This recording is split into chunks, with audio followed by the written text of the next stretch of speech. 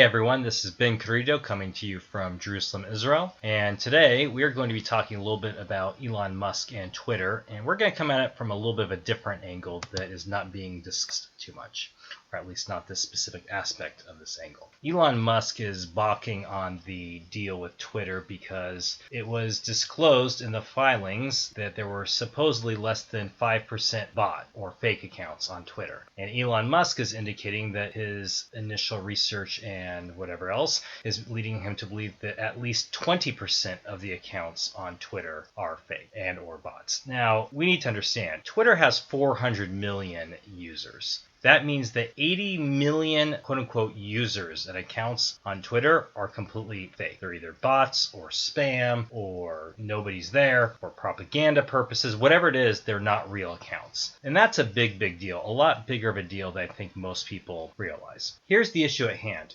Twitter indicated that they had approximately 400 million users, and over 95% of them were valid users. The reason that matters is because the users are basically customers and or clients. Twitter makes money and everything else partly with ad revenue or with various other forms of valuation. But if those accounts are fake, then that means that your advertising product are not actually being seen by real people, meaning that you are deceiving people into thinking that real eyes are viewing advertising when they're not, by massive percentages, as in, according to Elon Musk, 20% or more. So that means that Twitter deceived Elon Musk with actual federal SEC, Security Exchange Commission's business filings, indicating that they had a lot more valuable eyes on customers than they actually do. That's a crime. That's a big one, actually, when it's these types of numbers. To be clear, this is one of the false accusations that Donald Trump's opponents are trying to bring against him and his business enterprises. They're looking for any random stupid little thing that maybe he indicated that his business was doing even a tiny bit better than it was, because that, if you want to get draconian with it, you can say is misleading the stockholders, the shareholders, the investors, etc. So the point is, what Twitter has done with these bot and fake accounts is they've lied and said that their company has 20% more, or according to Elon Musk, at least 20% more value in real human being customers and clients, etc., and users than it actually does. Well, that completely changes the evaluation by billions of dollars, meaning that Elon Musk isn't just making noise. He's not just complaining a little bit or, playing games. He caught them trying to rip him off out of billions of dollars and actually sending official documentation to the feds, to the SEC, about their numbers. That's a big deal. If the tables were turned, and this was not Elon Musk trying to buy Twitter, if this was a Republican institution or something connected with Donald Trump, my gosh, people would be dying in prison for this one. Now, there's another element at play here that's really important that I have not seen people talk about too much.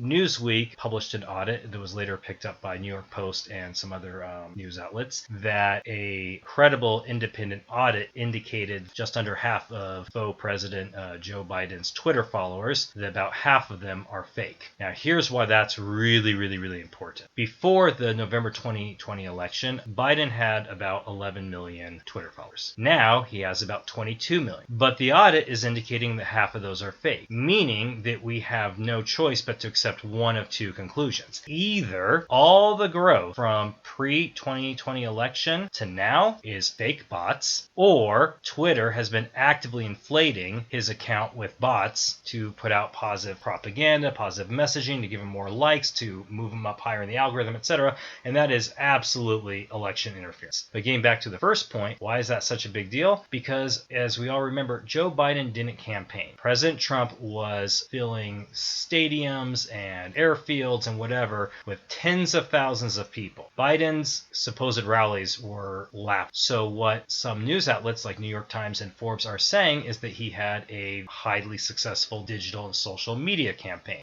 Well, the problem is, if they're all bots, they're not real people, meaning they're not real voters. Meaning now, in the digital world, we have a trend that is paralleling what we all suspect happened in the 2020 election, that ballots, numbers, data, whatever is coming in saying that Biden is supposedly so popular, but then we look for the actual real human beings and the actual voting American citizens behind these numbers, and suddenly they're not there because it's all fake.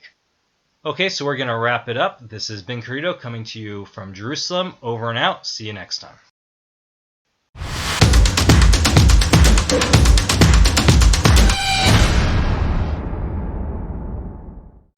Hey everyone, this is Ben Carito here to tell you about my brand new book that I wrote with my wife, Surat, called Let's Go Brandon the Novel. It's a satirical parody in the style of Orwell's 1984, The Babylon Bee, and Fauda. It's both a suspenseful and hilarious portrayal of current affairs in the American, Israeli, and Middle Eastern political arenas and military spheres, and includes some delightfully vicious yet comical mockery of Biden, AOC, and many others. For a limited time, the book is being made available for free or heavily discounted to our readers. Check it out on Amazon or visit our website, itowerpublishing.com.